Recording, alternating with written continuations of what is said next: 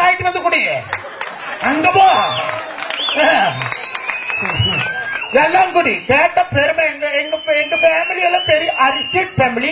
நாங்களும் இப்படி பொழைச்சோம் அப்படி பொழைச்சோம். வார காப்பி பாக்கு இருக்காதாங்க வீட்டுல. பெருமை பெருமை பீத்த காலிக்கும். நாங்களாம் வந்து மிக்சி எல்லாம் எங்க வீட்டுல பிரீத்தி மிக்சி தான். பட்டர்ஃபிளை வைக்கிறேன்றத அரைக்கிற கம்பியில அடுத்து போய் அரசு வர நாய் பிரீத்தி மிக்சி பத்தி பேசுங்க. என்ன பெருமை வேண்டி கிடக்குது நம்மளுக்கு? நான் கேட்கிறேன்.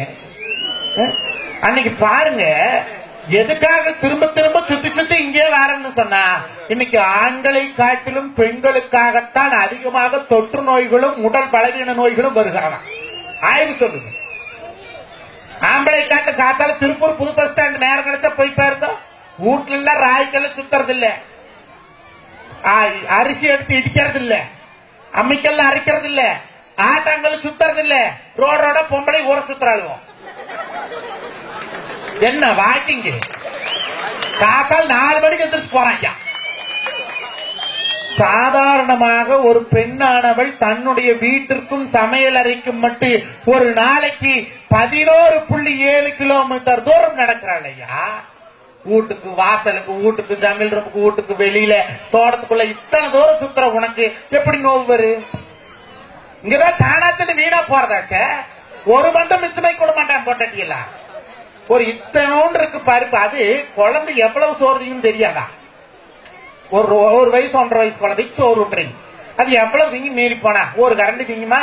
ஒரு இத்தனை சோத்தை போட்டு பருப்பு ஊத்தி நெய் ஊத்தி எல்லாம் கலைக்க வேண்டியது. தங்கம் தின்னு தங்கம் தின்னு அது 2 வயசு துப்புன்னு துப்பிடும். அது இதெல்லாம் பாலை படிப்படியே காட்டுறதாச்சே. போட்டு விட்டதான் சோத்திக்க துப்பிடுமா? வெட்டியா போகணும்னு எடுத்துக்க வேண்டியது.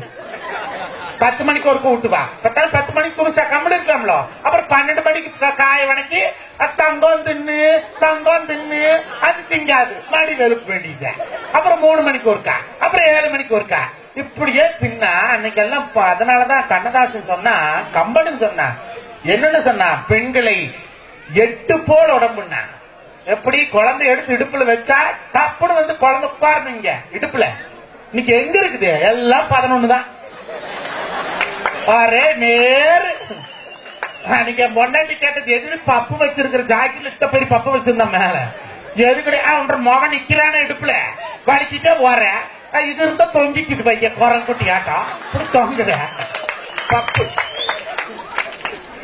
அப்ப கால மாற்றம் நம்ம சமுதாயத்தை மட்டும் இல்ல எப்படி கொண்டு போயிட்டு இருக்குதுன்னு பாருங்களேன். ஏன் நம்ம மூதாதையர்கள் சொல்லி கொடுத்துட்டு போனா, அப்ப ஏன் நம்ம ப்ராப்பரா பின்பற்றது இல்ல? அன்னைக்கெல்லாம் மண்ணுச்சட்டியில சோறாக்கணும். மண்ணுச்சட்டியில சோறு கம்பு குத்தி போட்டு நல்லா மேல்கணத்துல அந்த கஞ்சியோட வடிச்சு வச்சு 1 மணி நேரம் கழிச்சு தொன்னை தட்டி போட்டு புழுதண்ணி ஊத்தி வச்சு கரைச்சு குடிச்சா அடா அடா அடா அவ்வளவா மனமா இருக்கும் ஐயா. இன்னைக்கு எந்த பொம்பளையாச்சும் சட்டியில கமஞ்சோராக்கு தெரியுமா?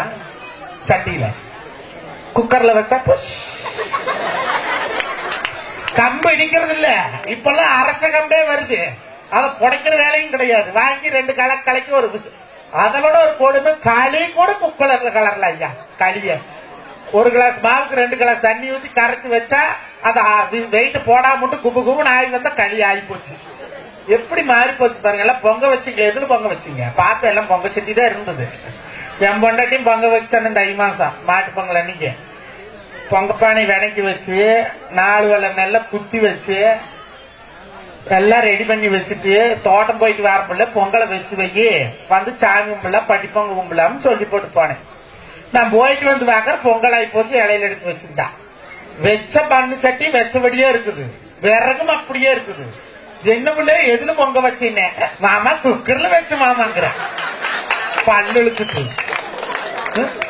ஏடி குக்கர்ல வச்சா வடக்க பொங்குனா வரவு, தெற்க பொங்குனா செலவு, அட மேக்க பொங்குனா சாமி பொங்கல், கிழக்கு பொங்குனா சூரிய பொங்கல் சொல்லுவாங்க. இது எப்படி கண்டுபிடிக்கிறது அப்படின்னு கரகம் முடிச்சவனே. உனையெல்லாம் 6 பட்டிமன்றத்தை கூப்பிடுறாங்க. இந்த அறிவு கூட உனக்கு இல்லையா? வெயிட் வடக்கு தூக்குனா வரவுல வைக்கி, வெயிட் தெற்க தூக்குனா செலவுல வைக்கி. நான் 2 வயசு கம்பெனி இருக்குதா? வெயிட் சப்போஸ் குடிக்கிருச்சுன்னா அப்படின்னு. அப்படியா? பொங்க கண்ணீர் விட்டுச்சுன்னு வைக்கிற.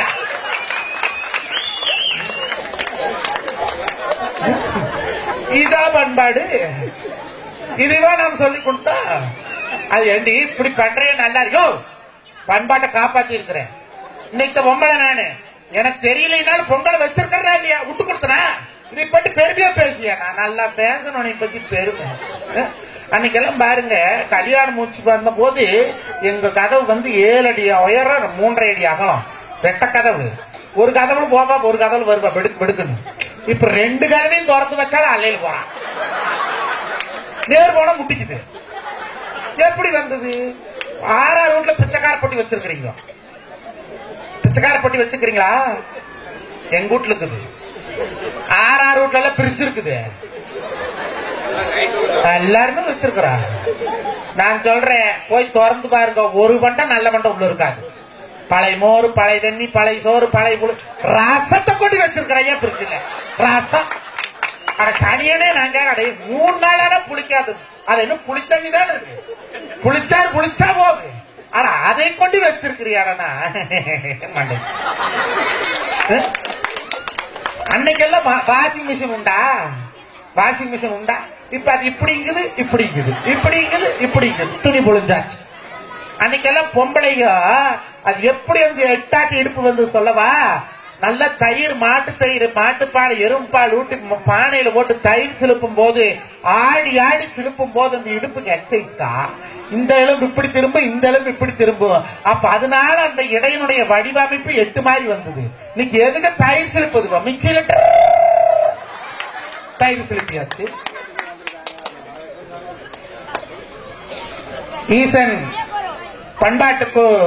ஈசன் கொங்குகளை பண்பாட்டு குழுவின் சார்பாக சலங்கையாட்டமானது SR குமாரினுடைய உறுதுணையோடு நமது மாடிக்கோயில் மாமனுடைய அற்புதமானது ஒரு துணையோடு இங்கே ஈசன் பண்பாட்டு குழுவின் சார்பாக பெருச்சலங்கையாட்ட குழுவானது திருப்பூர்ல இருந்து வந்திருக்கிறாங்க. அவங்களுக்கெல்லாம் வரவேற்போர் கைது கொடுங்க.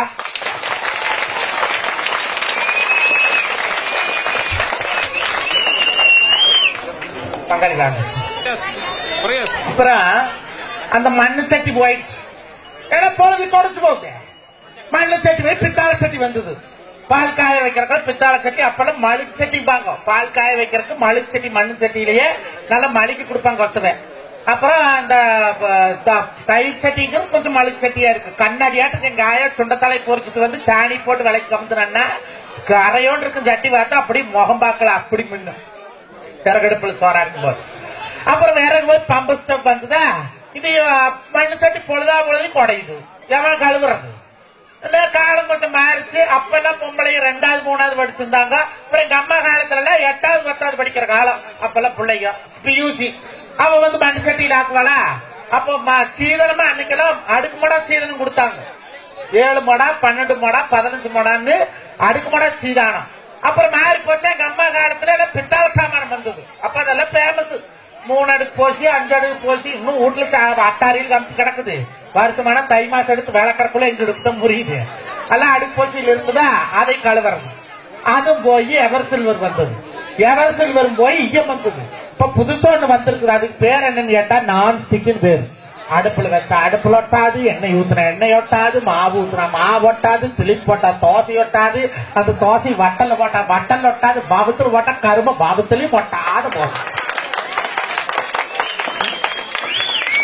நல்லா இரும்பு கல்லுல தோசை மாவு ஊத்தி கல்லெண்ணெய் ஊத்தி சுடுற மாதிரி நான்ஸ்டிக் கல்ல ஒரு நாள் தோசை ருசிக்குதா? மொறுன்னு இருக்குது. ருசி இருக்குதா? அன்னைக்கு பழைய சோத்தையே தம் பெண்டாட்டி கரைச்சு கொடுத்த போது இருந்த மனம் இன்னைக்கு பீஸா பர்கரை திங்கும் போது இல்லையே. காரணம் என்ன? பாசத்தை குறைச்சிட்டோம் ஐயா. அன்னைக்கு இருந்துச்சு, இன்னைக்கு இல்லையே. ஆழம் விழுதுகள் போல் உறவு 1000 இருந்தும் என்ன, வேறென நீ இருந்தால் அதில் நான் வீடு விடாதிருப்பேன். பேருக்கு பிள்ளையுண்டு, பேசும் பேச்சுக்கு சொந்தமுண்டு. யார் அறிவார் என் வேதனை? யார் அறிவார்? இந்த தெய்வம் ஒன்றே தான் அறியும் சொன்ன கண்ணதாசன். கண்ணதாசன் எப்பேற்பட்ட ஆள் தெரியுமா? அவங்க அம்மா பொண்ணு பார்த்து அந்த ஆளுக்கு கண்ணதாசனுக்கு. அவனுக்கு 3 பொண்டாட்டி 7 வெப்பாட்டி வச்சிருந்தானவ கண்ணதாசன். பொண்ணு பார்த்த போது